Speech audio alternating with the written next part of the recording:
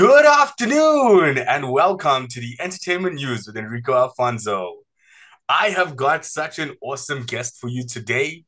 The amazing actor, musician, freaking fitness champ, even Llewellyn Cordier. How's it going, dude? What's up? It was cracking like it was going down, was getting off the hook, off the chain, and everything you need to get it off.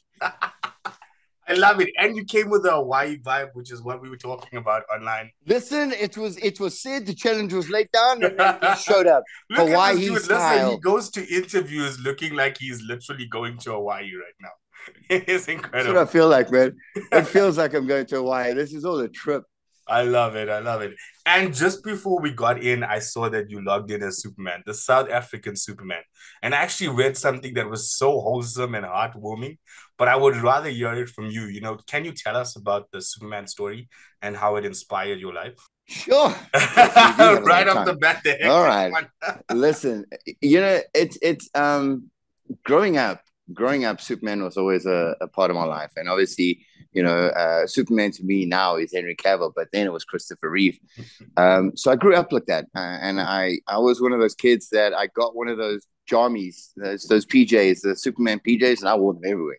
I wore it to the cinemas. I wore it, especially if you're going to watch a Superman movie, I wore that. So then as years go by, you lose touch with it. And then, something happened in my life, something that changed my life for the better, I would say. I feel like the path that I was on was, it wasn't a bad one, but it wasn't the best one. I got cancer. I got leukemia. It was a shock because, I was, by then I was a 2 times fitness world champion. I was, always in the gym, and I was looking after people and training people and looking after myself and looking after my lifestyle. And then I got that. I know the reason for it. I do know the reason for it. The man upstairs was trying to put me on the straight and narrow. So I had to have that. But what happened so I went on to biological treatment when I first got it. And it went away, but it came back like very quick. And that was to say the very least, because although it was biological treatment, it still took a lot out of me. So then we had to go into chemotherapy. When I hit chemotherapy, my body did not just pull me in. They said, Llewellyn, it's not looking good. They were straightforward with me. I mean, you play open cards. It wasn't looking good. My body was not accepting the chemo, and I was deteriorating at a very rapid rate. They said they couldn't stop though. So I went home that day and I put in Superman Returns. And I watched it, but I watched it with new eyes. I watched it from a point of what Superman actually stood for, what the symbols stood for. And I felt like, all right, well, here's the thing. I can lie down and take this and not get up in the morning and just like let it settle in, and I can go peacefully.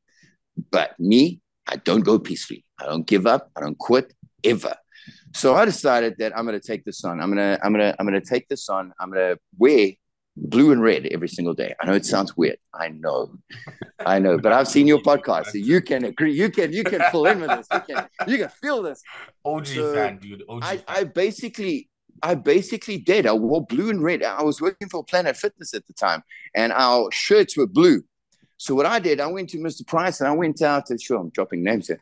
I went out and I bought these little red zip up hoodies, and I cut the sleeves off all of them, and I wore it underneath my blue shirt, and so the hood would pop out, so it looked like I was wearing a blue shirt with half a cape. Now, what that did, that set my mind into a different place. And my next checkup, the doctors were like, "What have you done?" I was like your body, you're accepting, you're healing, it's working, and that was that. So from that moment on, I took on the persona of using the Superman symbol, because Superman is not just a Superman as a superhero. Superman is a superman. And the Superman sign stands as a symbol of hope. And if you're going to be a symbol of hope, and if you're going to be everything that you've always said you were going to be, stand up and do it. And that's where the whole Superman thing came from. like for me. So then I started going around to hospitals, to oncology units as Superman. When I got my complete kit, it wasn't just a shirt and a half a hoodie. Lovely. I went to Baragwanath. I still go there. I go visit the oncology units around the country. And, you know, it's a lot of people say you're doing a lot for the kids, but I can tell you right here, right now, between you and I, they do more for me. The strength I that know the these feeling, yeah. little champions, that these little heroes have to push through when I know what they're going through, and they find one little thing like Superman walking in, and that's like enough for them.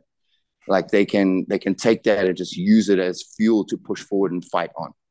Damn. Wow, man. Thank you so much for that story. That was amazing and such an It was inspiring abbreviated tale. version. It was abbreviated version. I know. I hit you with the big one right off the bat, but I just read it and I was like, this is so wholesome and heartwarming. And there's like a reason why why it's the Superman name, you know, why you're the South African Superman. It caught on. It caught on. I mean, I put it down myself. I'm like, I'm gonna do this. And then everybody started following with me. I'm like, okay, this is cool. This is all right. Nice. Well, that is just lovely, man. And you know, cancer is such a big thing. Cancer awareness is such a big thing with me. I mean, it impacted my life so much. It's even the plot of my book, you know, to have a world where cancer is cured. That has been like my whole mission and wanting to get that across. And just to hear that you experienced it and how you overcame it means so much, man. So thank you for that story. I really appreciate You're welcome. it. Awesome. Okay, so let's talk Kings of Joburg, right? Season 2. Hey, the big one. But I really know we gotta share this, and I even have it on my screen here because we're gonna share it and show them. Because we need to show people this, dude. Right? We talked about it on Instagram and I told you about it. Hey, I know that you guy. look absolutely jacked, dude. What is going on in this picture? You look like you look like one of those action stars that's ready to take on a whole army. I mean, the veins are popping, the pectorals are rippling there. What is happening?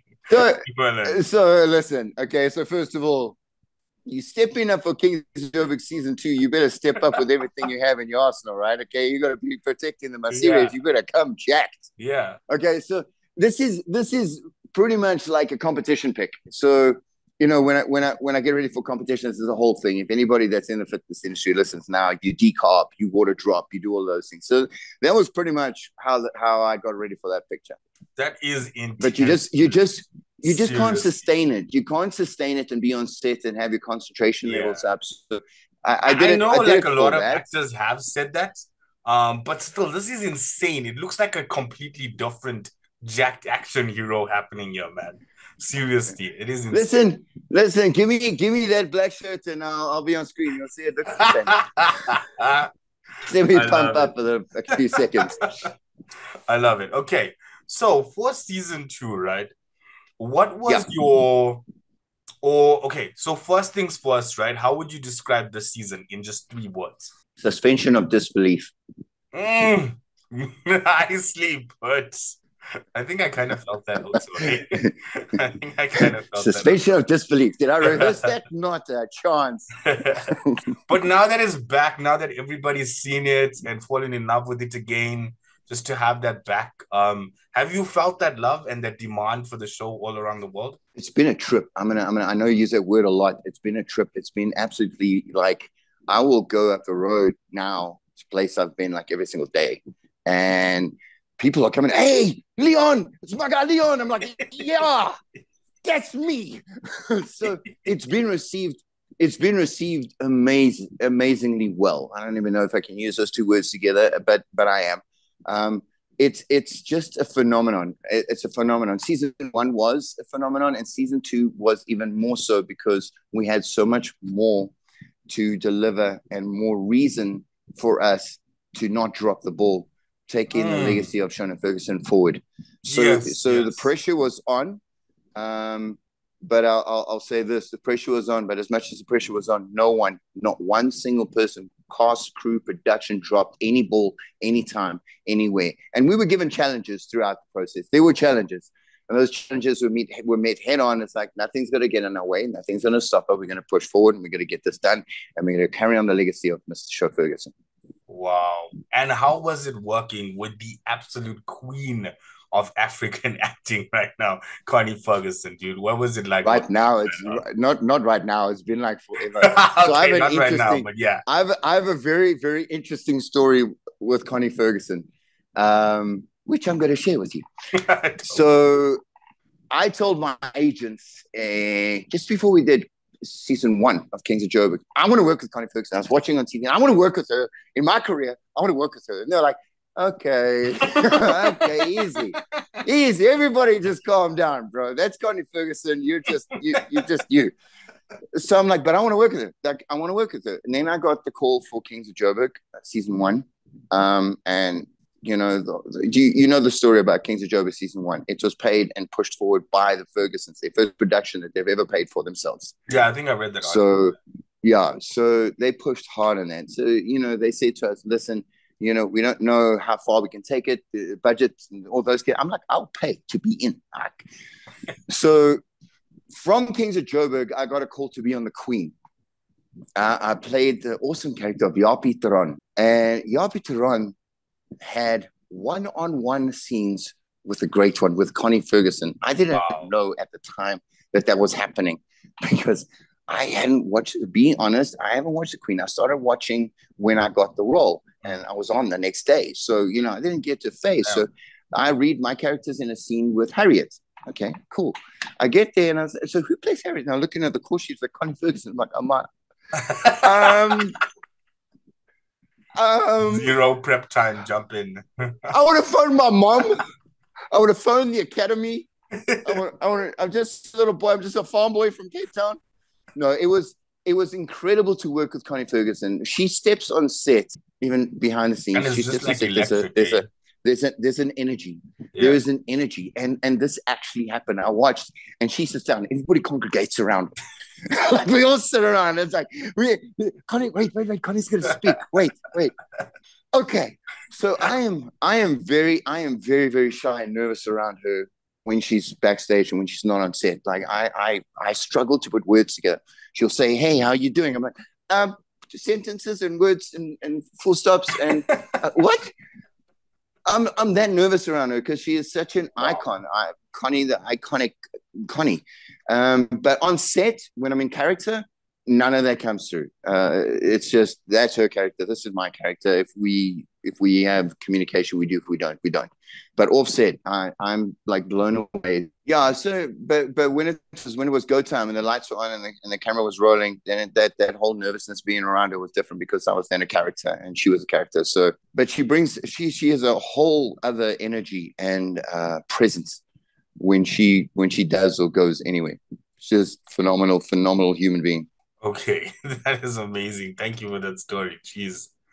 All right, so how has the show impacted or changed your life, since joining it and like experiencing all of this, being a part of Kings of Joburg? It has been incredible. It's been incredible for a couple of reasons, to be able to rub shoulders with some of the top actors and personalities in the country today. Zolisa Saluva, now working with Sapelo Makwena, obviously Connie Ferguson, Shona Ferguson in season 1, getting to work with Selo, just so many, like TK, working with SK Kosa. Right. So it's changed in the way that these people I'll see now, and I know them, and people will see that. But also from season 1, I didn't realize, season 1, there were 6 episodes. I was in 4 of them. And my character didn't have a lot of lines. He was there. He was always there. He was a presence. He was there. And he always had his bike. So whenever I went anywhere, I said, the guy on the bike. I'm like, yes, that was me. I'm the guy on the bike. The bike is iconic, man. The bike is iconic.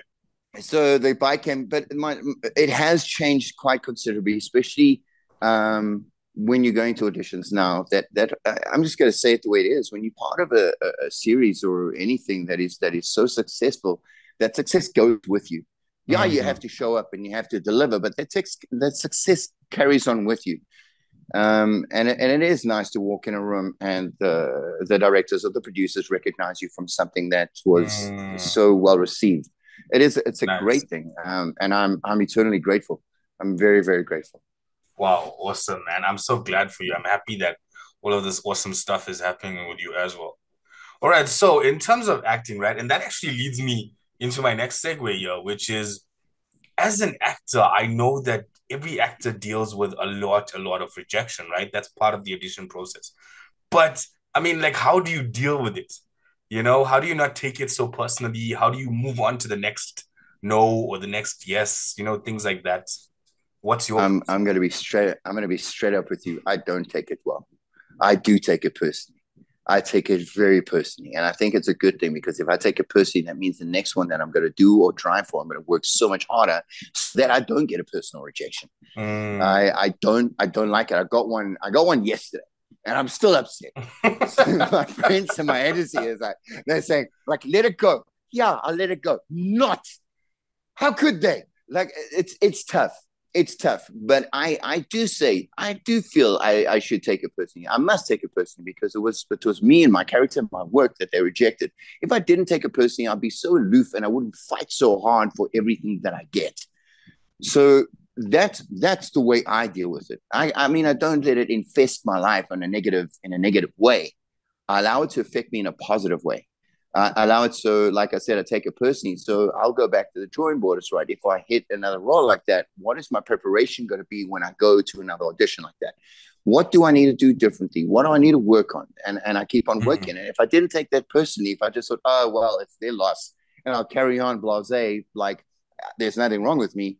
That's I think the right attitude because there's always room for improvement. There's always a next level for you to step to. And I will say this: so working at Kings of Joburg allowed me in so many ways to step up to so many more levels than I was used to. Um, I mean, getting to work with Zulisa, I'm gonna unashamedly punt this man. I had a lot of scenes Name with drop, him. dude. Name The drop. man, the man, the man is like, in a word, hashtag world class. Wow. It is just, and we knew if it doesn't matter if it was minus degrees outside, and I was wearing a little less to nothing. When it's go time, it's go time. The camera switches on. We better deliver. We better deliver hard. We better deliver right. Otherwise, we're dropping down the team. And he taught me that from season one. Like there may be a whole lot of stuff going on, but when it's go time, it's go time. There is no time for fun and games. It's now work. And I picked that up. I picked that up from him, and I learned from him in every single scene because there was a lot of scenes or days where I was there in the beginning of the morning, then I was only in at the night again. I didn't spend the time sitting in the green room dosing. I was watching. I was on the monitor watching, just taking notes, soaking it up, and just learning. Because to be around all these actors and these figures, these public figures, if you're not going to take in what they have to give, then you're wasting your time. I want to know that when we have scenes together, I stood up, and it wasn't like he was just playing with a beginner. He was playing with Yeah. someone that was on his level. Damn, man. Wow. That is such a great perspective change, number one. But thank you so much for being so honest. You know, a lot of Oh, people you're welcome. wouldn't be Yeah, like, I'm not yeah, going to be this this guy. happened No, no, no. yesterday and I'm pissed off, you know? Yeah, I love that. I am pissed off. But yeah, the I was perspective even. change, I think, yeah, is just so important because it's like the changes that depresses you or that gets you down. But with the Llewellyn perspective, it's like, no, it actually rears me up. It gets me going. Yes. It gets my blood pumping. I want to do better. I want to improve. And I think I'm gonna apply that to myself in the videos that I do and just wanting to improve all the time, you know, regardless of the comments, Because regardless you of the rejections, like with just sport, keep pushing with forward. sport, you. Yeah, 100%, 100%. It's something that I've taken on from very young age. You're only as good as your last game. So Mm, if your last one you were good, you better step up from that because you can't fall back on your laurels just because you did a good job. You can relax now. There's no relaxing. There's no relaxing, especially in this industry where you got to push for every single. I fight for every single thing. Like, I really, really do. There's a one-liner. I want it. I want it now. I want it yesterday. and there's no kind of fatigue with that. It's just like this is your lifelong thing. It doesn't matter how many days it takes, doesn't matter how many years. Even if with the success, you're just gonna keep pushing more and more to the next level, it's not Yeah, gonna like yeah. filter through to like a negative side. No, I do feel like I'm always pushed to do better, to do more, because I feel like if I'm doing better and I'm doing more, it's not just about me. I'm not going to get religious on you, but the glory goes elsewhere. And also, I'm providing for people that watch, that look at these things. And if you're providing, like someone comes up to me on the street, yes, it's a trip that they recognize me, but the fact that they took the time out of their day, which I've got nothing to do with, to come and tell me, wow, you did such an amazing job. I love your character. That means I got to this person. This person was is got it, maybe he had a bad day and I did something, and it helped him have a little bit of hope, or a little bit of humor in his day. That kind of thing is important. You need to provide, you need to give a service, and you need to be honest with your service to your public all the time. And like I said, the glory goes elsewhere for me. So yeah. Wow, man. Okay, cool. I love that. All right, so then for the acting thing, sorry, hold on. Just before the sound gets cut again. Uh, what is your favorite aspect of acting? The fact that I get to be someone else every single day. Wow. No, you know what? I love the fact that you can get in there, and there are moments where you will be in a scene, and it's no longer lines. There's no lines. You feel a flow. There's like, I'll explain how it feels for me when I get into something, and I'm in that scene, and it's not about lines, because the lines are within my body already. And I feel there's a flow, there's like a buzz. I can feel my body like generating a whole different energy. I can feel it, like you can feel it in your stomach, and you can feel it everywhere. Your body is like vibrating. It's just because that Damn. is that time when you're in the zone, and like you don't want them to say cut, because you're just like, let's carry on going. And Okay. those are the moments. Those are the moments. It's like no drug ever could ever satisfy you. Oh, That that's for me cool. I is one like of that. the. I like that. Don't do drugs, kids. Yeah, Do it's acting. no, don't do drugs. Just do acting. Get into this industry, but stay out of my line. Okay, I need work. Lovely. And which actor or actress do you have a crush on currently? It can be platonic. Well, okay. No, look, it's been like this for a long, long time. Jessica Chastain. Oh, Am I allowed damn, to say really? international? Wow, okay. Yeah, and it's not just because of what she looks like. She is the most phenomenal actor I've ever watched. I believe every single thing that she does, and she commits, and she commits to the process, and she just puts herself in there. I mean, what's it? Through the eyes of Tammy, through the eyes of Tammy, which is a story about Tammy Baker. You didn't even see Jessica Chastain. You didn't even see her. She was so engrossed into her character. That for me Yeah. was phenomenal. Okay, the last thing that I saw her in, and it's not really in the vein of what you're talking about, but it was actually X-Men The Dark Phoenix. That was when Oh, I so she saw had her. the blonde hair. But That's when she yeah, had the but blonde hair. but what you're But talking you about love your how mutant stuff. yeah, but what you're talking about how you don't see Jessica Chastain, and it's like I didn't see that because it's like when she goes out as a human being Yeah. in that first scene, Yes. you see Jessica Chastain or you see a normal human being, Yeah. right? Yeah. Yeah. Yeah. But Yeah. when she comes back as an alien, dude, I Yeah. don't even know There how she is no makes her Jessica. eyes like that. It's like complete deadpan. I don't understand how she Yeah, can it be is. like completely emotionless yet still has emotion. It's insane. It was insane. I loved her in that. I mean, Okay, because now I she see. had the Now I blonde. see your answer. Now I know your answer. It's perfect, dude. Yeah. What has been your greatest achievement so far? Sure. Um, That's gonna take a it's minute to just think. no. The But whatever. reason the reason why I say sure is because every day for me is an achievement to be in this industry as a. And I can say this now. I can say this. I couldn't say this like a year or two ago. To be a working actor in Mhm. this country. So that has been a huge achievement, and I'm not because we're talking about it, and it's one of the things that just come up. But my biggest and greatest achievement is Kings of Joburg. It was 110% Kings of Joburg, and the reason I say that is because in season one, not a lot of people will know this. I was only supposed to be in one scene. I was only supposed to be there for one day. And I shout out every time I see him, if I'm on set or if I'm in the mall, because this actually happened. Andres Fanamava, one of the directors, he gave me that chance. He put in a scene, and it was completely ad lib. The first scene that you see in Kings of Joburg season 1, where I come down the stairs and I'm talking on the phone, and then the next scene I'm like I go and I try and attack someone. That was all ad lib stuff, and he liked the fact that I didn't have any questions, and that I took what I wanted. I took it and I got the opportunity and I went forward with it. So at the end of the day, where I was like, oh man, I'm leaving, I'm not coming back. It's just been so awesome. And then he asked me, like, what are you doing for the rest of the season? I said, I'm here. That's what I am. I'm here. So, so going from that, and then going into season 2, where you become one of the principal cast members. It's emotional. It was emotional. The premiere was emotional for me. The watching of King of Joburg, you could tell, dude. You could tell it really meant a lot to you, and you were. It was beyond anything that I could ever have dreamed. And I know I'm going to push for more, so I'm not resting here. I'm going to push for more. But for me, the whole everything, like the people that I met, the crew, the cast, the production team, even the people around, like helping set up the interviews, Chloe at Eclipse, even the Netflix people, like, being at a premiere like that, like for me, yes, I never ever expected that. When they emailed me and they said, what this is what's going to happen for you, I phoned Chloe. I was like, was that email for me?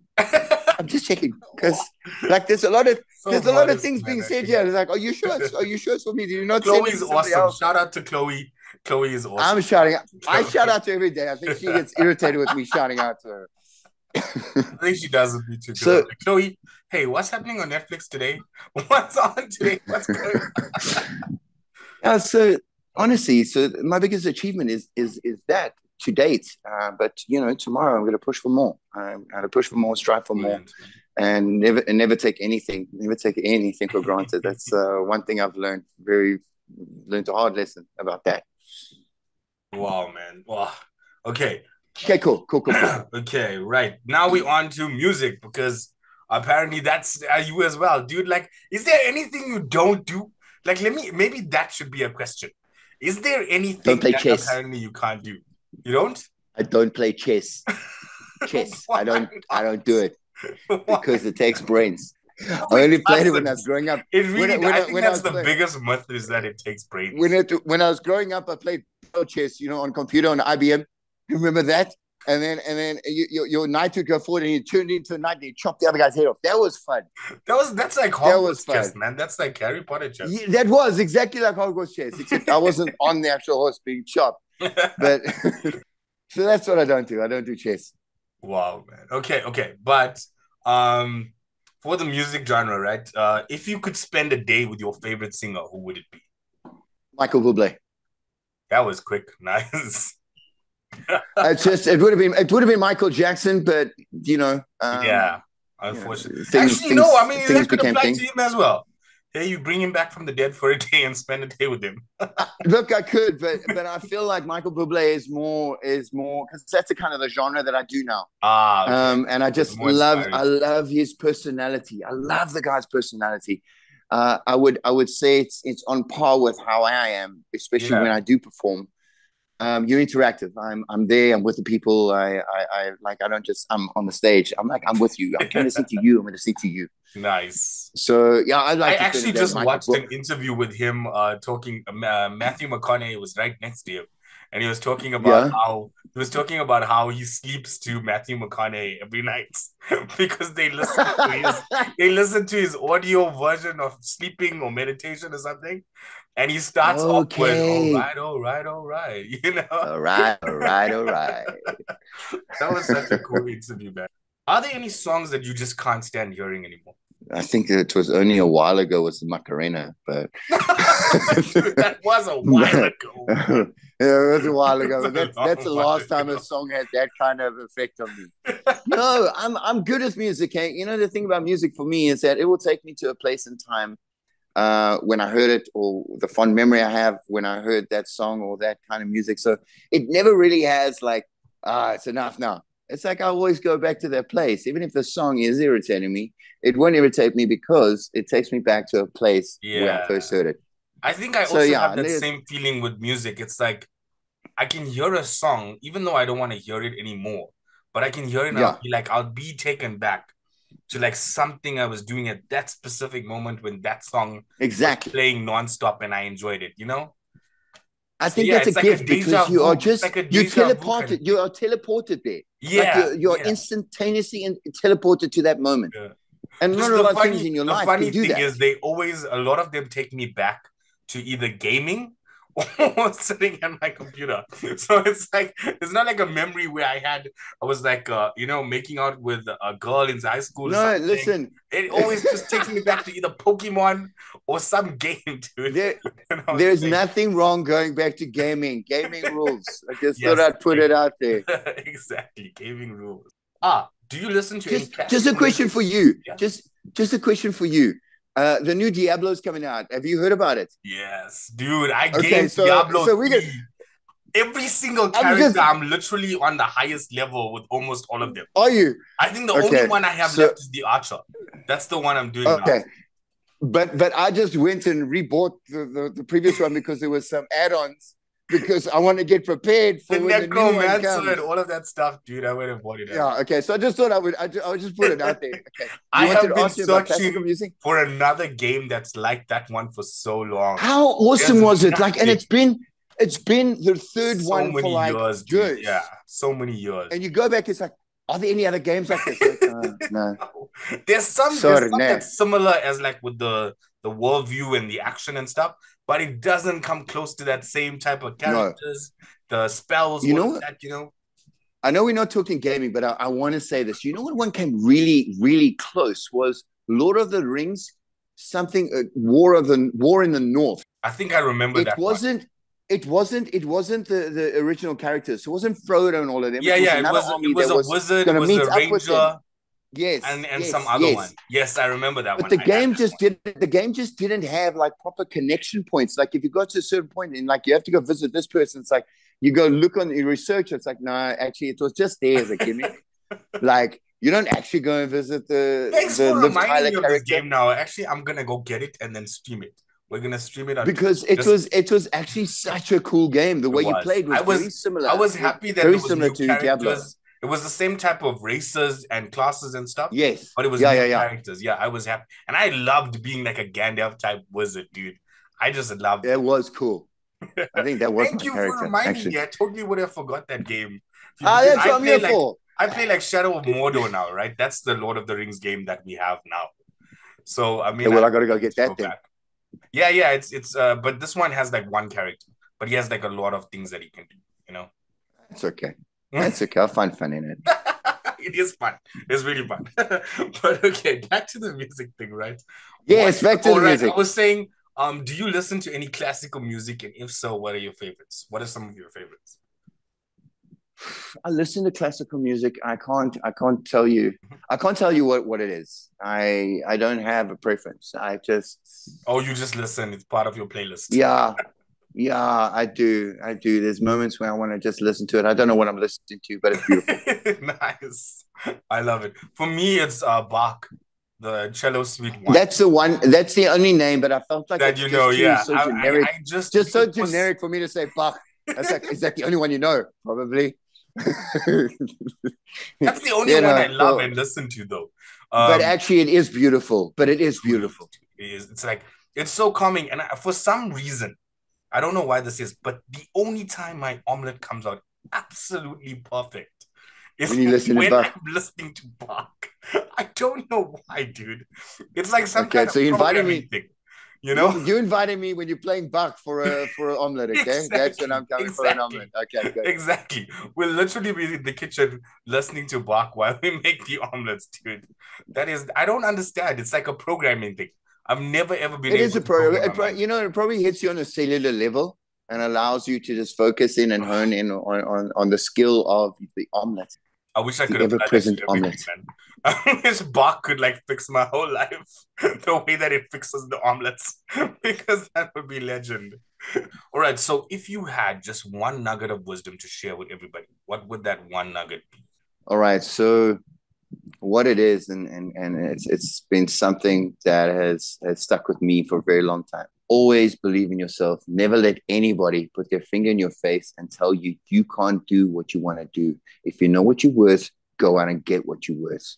Don't let anybody push you around or tell you that you're not good enough, because you are good enough. Everything that you do, that you want to do in your life, the only person, and I say this again, the only person standing in your way is you. Not him, not them, not nobody, you. So again, you know what you're worth, gonna get what you're worth. There's also one very important saying. It's nice to be important, but it's more important to be nice. Oh, that is awesome, man. I love it. Thank you so much. That is brilliant. I'm really gonna take that in. I do hope that maybe you can help me with something though, because with regards to that, I think the thing that I've struggled most with, and I know you're talking about other people putting their finger in your mouth, and yes, that does happen. But I think for me, the biggest thing that's happened is that I'm putting my finger in my own mouth, and I have been Yeah. my harshest critic. And that has been so hard to fight against because it's yourself. You're saying all these negative things about you. You're pushing the doubt into your head. So do you have anything that would kind of help me to get out of that? And Look, that is a normal thing. We are our worst enemies at most times, but this is something that I do. No matter how big or small, celebrate your victories. Celebrate them. Celebrate the fact that you found 2 rand or 10 rand on the floor. Celebrate the little things, because the more you learn to celebrate the little things that you achieve, that you overcome day by day, the more it becomes a habit. The more you get into a motion of being positive about what you're doing. Yes, you're going to have those moments where you feel a little bit down or you feel like you didn't deliver, but it's just an opportunity for you to pick yourself up and go a little bit forward. So celebrate your victories, however big or small. It's not going to be the big ones in the beginning. The little ones add up and add up and add up. The next thing you at the top of Kilimanjaro or Everest, and you've done all these things, and you didn't even realize you're doing it. You were just staying focused, and you were just staying in your game, on your plane, and knowing your role and doing what you need to do. But celebrate your victories. Do it. Physically do it. I think I really am. I You think that's where I fallen short on. Sometimes other people remind me, I'm like, whoa, that actually happened. And I don't do it yeah, you myself gotta, because and it's honestly, not being arrogant. I'm rather negative with myself than anything But else. it's not being arrogant if you celebrate your victories, and do it. Give yourself a good job, man. Good job, Enrico. Good job. Like Good. that was a good job. It's one step closer to where you want to be. If you didn't take that step, you wouldn't be one step closer. So you have to always just be easy on yourself. This world is cynical, and anybody and everybody will always want to put you down, especially when you're doing well. That's when because people don't like to celebrate your victories. They don't. People always feel weird when I compliment them if they're in the same field as me, and I'm saying, "Wow, you're acting. You were so brilliant," and they look at me funny because why would I give them a compliment? I'll tell you why. If you're doing well, I'm doing well Mm. because you're leading the way and you give me something to work towards. There is enough sun for everybody to shine on. Yes, I truly believe that. No gatekeeping. It all needs to be for everybody.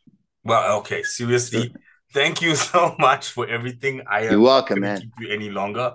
I truly appreciate all this time and everything that you've given me, especially that last bit. I'm really, really going to take that in. Well, I'm gonna keep in touch with Dude, you it's and make been sure you such, celebrate your yeah, victories. definitely, man. We gotta be. All right, so let's do the outro. All right. Thank you so much for joining us in the entertainment news today. It was amazing. We got to chat with the awesome South African Superman, Llewellyn Cordier, who plays Leon in Kings of Joburg. Go and watch it now. Leon, do you want to give a shout out? Tell them that they need to go watch Kings of Joburg, dude. All right, all right. Okay, so listen, if you haven't watched Kings of Joburg 1 or 2, where the heck have you been under a rock? You need to go and watch one of the best series that have ever been produced in this country and any other country, because I spoke to the people in Nigeria. We're doing well there. We're doing well in England. We're doing well in the US. If you smell what the Kings of Joburg are cooking, go watch it, or Leon's coming for you. End of story. I love that end intimidation, man. That was epic. Thank you so much for joining us. I truly appreciate it. It has been awesome. And I wish you everything of the best, dude. I am hoping that people actually start writing roles for you. Not you're getting cast into them. I want them to see you and be like, dude, we're gonna write a role now into the scene for you. From your lips to his ears. Awesome, man. Thanks so much. Tell the doggo behind you bye as well from me, and I will see you soon. All right. My two kitty cats. Yeah. I'll tell them. Oh, is it a kitty cat? I thought it was a doggo. Yeah, there's no. There's two of them. There's two of them. That's Oh man, that one cat Kal-El. looked massive in the back there. I was like, geez. He's a big guy. That's Kal-El. And then the other one, Ah, my Kal-El, girlfriend. man. Yeah, my girlfriend is Storm. So Storm, nice. Marvel and DC, I love it. together. That is Simone, we are one. That is perfect. Thanks so much. Have a great day, man, and have an awesome week, Father. And you. Bye bye. Ciao.